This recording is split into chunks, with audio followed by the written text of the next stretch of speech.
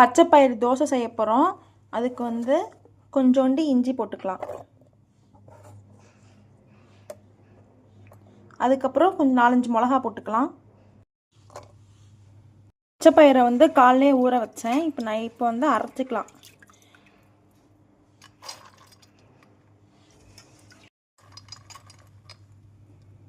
இப்போ இதை அரைச்சிக்கலாம்.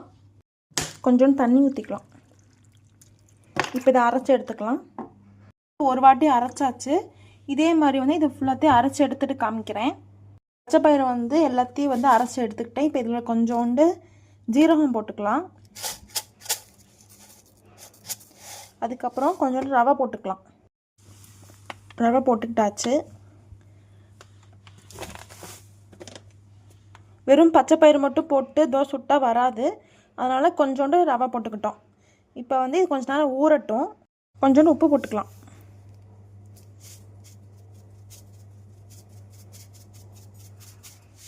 ரவை வந்து கொஞ்ச நேரம் ஊறட்டும். இது அப்படியே சைடில் வச்சிடலாம்.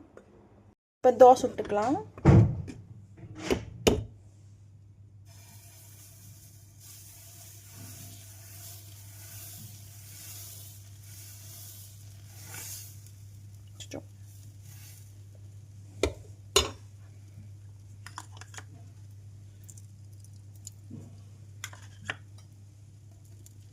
வேகட்டும். அவ்வளோதான், பச்சை பயிறு தோசை ரெடி.